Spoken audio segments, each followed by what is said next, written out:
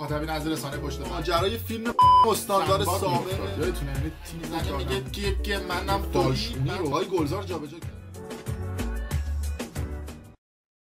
درود به مخاطبین عزیز، بنده امین فردین خوشحالم که به همراه تیمم بار دیگه با یک برنامه پشت پرده دیگه با شما هستم و دارم که هر کجا این کره خاکی که هستید و صدا و تصویر من رو میبینید و میشنوید حال دلتون خوب باشه، جیبتون پرپول باشه و از همه مهمتر سالم و سرحال باشه. امروز راجع به پشت پرده های افزایش قیمت یورو، دلار و پوند، کلا ارزهای موجود توی بازار برای شما افشاگری خواهیم کرد و اینکه آیا جنگ خواهد شد یا نه در طول 3-4 روز گذشته تا دلتون بخواد در فضای مجازی داخل ایران، خصوصا در کانال‌های تلگرامی همه دارن خبر میزنن که آره آمریکا میخواد به ایران حمله بکنه و پشمای امریکایی‌ها ریخته. میگن ما سالی میلیارد دلار خرج میکنیم که عملیات‌های سری و مخفی انجام بدیم، زیر دریایی‌های مثلا فلان قیمت رو یواشکی بیاریم زیر خلیج همیشه فارس. بعد یهو کانال‌های تلگرامی ایرانی میان و با زیر دریایی ها و با دوربین ها و با اخبارهای پشمزونشون میگن که ما میخوایم همچین عملیاتی انجام بدیم و کلا ما مقام‌های امریکایی پشمامون از کانال‌های تلگرامی ایرانی ریخته. یعنی شما هر زمان کانال‌های تلگرامی ایرانی و همچنین شبکه‌های ماهواره ایرانی رو میبینید همه چی قاراش میشه و قرار جنگ بشه. این تحلیلیه که واقعا میشه دید هم از کانال‌های تلگرامی و هم از تلویزیون هایی که کارشناسانشون میان اونجا و به عنوان اساتید محترمه در خصوص مسائل خاورمیانه و خاور دور میان افشاگری میکنن و میگن که به زودی در ایران جنگ خواهد شد. یه نکته شما بگم خیلی روک، به قول خودمون بقیل من یه رگولیشم هم سمت لورا و ایناست، لوری بهتون بگم آقا با این وضعیتی که من میبینم و با این 2 تا 4 تا و سواد ناقص سیاسی که ما داریم جنگ نمیشه. خیلی شیک و مجلسی دلیلم داره، به خاطر اینکه امریکا اگر حمایت اسرائیل هم داشته باشه و حمایت انگلیس هم داشته باشه، از اون طرف حالا توی منطقه بخوایم حمایت عربستان رو هم با پول عربستان رو هم در نظر بگیریم، دلش نمیخواد آخوندا برن. اینو من قبلا هم گفتم و بازم میگم. یعنی میگه که اگر این آخوندها باشن اون مملکت هر روز مردمش فقیر و فقیرتر میشن و ما خیلی راحتتر میتونیم تحریم ها رو اعمال بکنیم. ساده تر توضیح میدم که قشنگ جا براتون بیفته که مردم هر روز فقیر و فقیرتر خواهند شد، قیمت دلار و طلا توی ایران افزایش پیدا خواهد کرد و جنگم نخواهد شد و انقلاب هم نخواهد شد. چرا؟ 2 تا 4 تا الان بهتون میگم. اولا اینکه وقتی که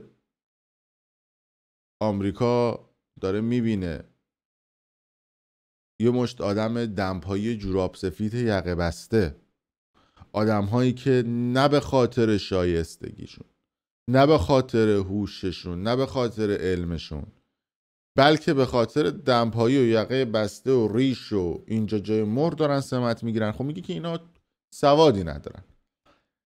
اینا با میگن مملکت امام زمان مدیریتش میکنه و سیستمشون اونطوریه. میگه خب اینا با این روش مدیریت داری خیلی شیک و مجلسی مجبورن که به ما باج بدن تو منطقه. از اون طرف قیمت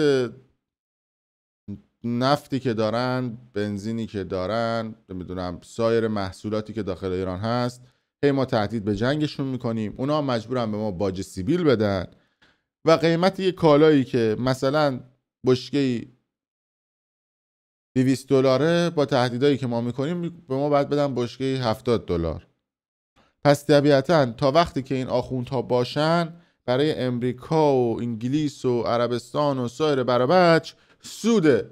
پس میگه که آقا ما هی الکی تهدید به جنگ میکنیم، هی الکی میگیم میخوایم به چیز بکنیم، اونا هی امتیاز میدن، هی نفت مفت میدن، هی نمیدونم محصولاتشون رو مفت میدن، زعفرونشون رو مفت میدن، پستشون رو مفت میدن، همه چیشون رو مفت میدن، هی باج میدن، به خاطر اینکه کسی بهشون حمله نکنه و اونا رو اون قدرت پایین نیاره. پس نتیجتا اونها میگن که تا وقتی که آخوندها باشن ما میتونیم باج بگیم. این ور قضیه. آخوندها میگن که تا وقتی که آمریکا باشه و تحریم ها باشه ما به اسم دور زدن تحریم ها، به اسم اینکه آقا میخوایم نمیدونم تحریم ها رو بشکنیم و فلان و اینا، میدن آقازاده و فاضل آبزاده خودشون جنس ها رو از مواد غیر قانونی وارد کشور بکنن. به خاطر همین جنسی که $100 توی ایران میاد $300. پولش میره تو جیب کی؟ پولش میره تو جیب اون آقازاده و فاضل آبزاده. پس عملا اون تهدید امریکایی و تحریمه سودش رو میبره تو جیب اون آقازاده و فاضل آبزاده، نه تو جیب مردم عادی. همه اینا رو بذار کنار. اگر توی ایران این آخوندا برن و 4 تا آدم حسابی بیاد، دیگه از اون طرف کشورهای حاشیه خلیج فارس نمیتونن قد بکنن، که نمیتونن بگن که ما قدرت اولیم، نمیتونن نمیدونم شهرک سازی بکنن، نمیدونم فوتبال بردارن برن میزبانی بکنن، نمیدونم بشن قطب اول گردشگری با وجود کیش و قشم و کیش و چابهار جای مختلف. اگه اونا برن کسی دیگه بیاد، یه توریستای خفنی میاد اصلا که کسی اونا رو نگاه نمیکنه با اون آب و هوای بکری که وجود داره. دیگه همه میرن شمال، کسی نمیره تایلند، کسی نمیره پاتایا، کسی نمیره ترکیه، اون آب و هوای بکر شمال ایران. همه میان هواپیماشون رو توی تهران میشونن دیگه، کسی نمیره ترکیه تو فرودگاه سابیا و سایر فرودگاه اونجا رو بکنه هاو منطقه بخواد بلند شه بشینه. همه میان تو ایران سوختگیری میکنن، نفت و بنزین تو ایرانه. پس طبیعتا اگه اون آخوندها برن، کشورهای حاشیه خلیج فارس و عربستان برای نفت و حاشیه خلیج فارس برای گردشگری و ترکیه برای هاب منطقه پروازی و از این طرف کشورهای مختلف برای خرید و فروش زعفران و چیزهای مختلف بعد بزنن در کوزه آبشو بخورن. پس آمریکا میگه که کی بهتر از ایران؟ هر از چنگایی میایم یه تهدیدی میکنیم، هر از چنگایی میایم میگیم که آقا میخوایم بزنیم ایران رو، میخوایم بتره کنیم. چرا؟ نیابتی حمله میکنن به سوریه، نیابتی حمله میکنن به لبنان، ولی سمت ایران نمیان. از اون طرف ایران هم انقدر باج میده و جنگا رو میبره بیرون خاکای ایران که این اتفاق براش نیفته. این یه تحلیل 2 تا 4 تاییه که حالا شما برو اونجا بشین جلوی دوربین یا برو بشین تحلیل رو با کلاس بکن. بله ایران فرانک، بابا اینا نیست. 2 تا 4 تای منطقیش هم همینه.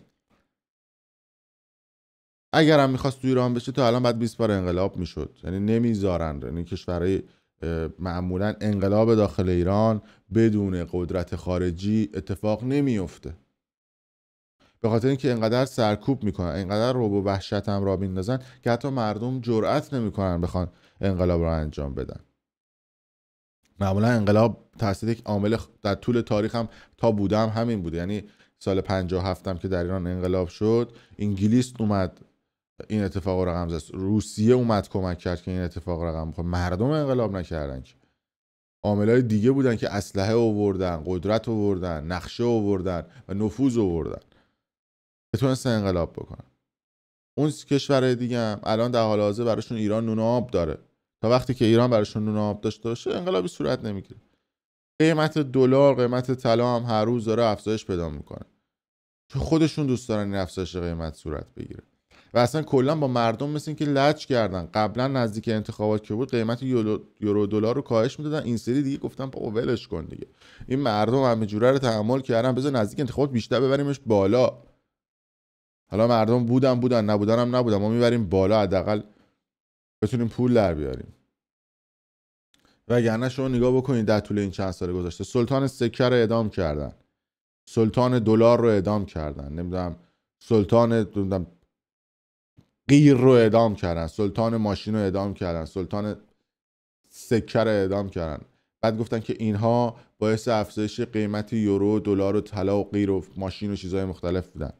اما نتیجه چی شد؟ باز هم در طول این سالها آیا طلا کاهش پیدا کرد؟ آیا سکه کاهش پیدا کرد؟ آیا دلار کاهش پیدا کرد که اینها سلطاناش بودن که اعدام کردن؟ نه، سلطانای اصلی آدم‌های دیگه بودن. به خاطر همین فقط چند نفر فرمالیته توی برهه آوردن و سر مردم تو اون بره گرم کردن. مردم که حافظه‌شون تاریخشون ضعیف، الان تا الان که من نگفته بودم هیچ کدومتون یادتون نبود راست میگه سلطانی هم بود اینا اعدام کرد. خاطر اینکه حافظه مردم تاریخشون ضعیفه دیگه، کسی یادش نمیمونه که. ولی با این روندی که من میبینم دلار 80 میزنه، یعنی میزنه سقف 80 و میره بالا و عین خیالش هم نیست. یعنی سرعتی که گرفته، یعنی حالا پایین نمیاد، به خاطر اینکه میخوان کسری بودجه رو جبران بکنن آخر سال انتخابات، حالا شاید یه شوک ریز بهش بدن. بعد از اون طرف فکر کردید چی؟ الان 22 بهمن هم میشه و اتفاقات دیگه هم تو مملکت میفته و میگن که با اینکه دلار گرون شد، با اینکه کشورهای مختلف به ایران تحمیل کردن تحریم ها رو، اما باز مردم پا عقب نکشیدن و دست عقب نذاشتن و ببینید باز هم پشت آرمان های امام و انقلاب اسلام. این صحبت ها میکن. جمع‌بندی نهاییمو بکنم. تو ایران جنگ نمیشه، قیمت یورو طلا هم بالا میره، انقلابی هم در ایران صورت نمیگیره با این شرایطی که اتفاق افتاد، چون نمیخوان اتفاق صورت بگیره. در صورت مرسی که تا این لحظه با ما بودید و ممنون از شما. اگر دوست داشتید حتما ویدیو رو برای دوستان خودتون به اشتراک بذارید و ممنون از شما.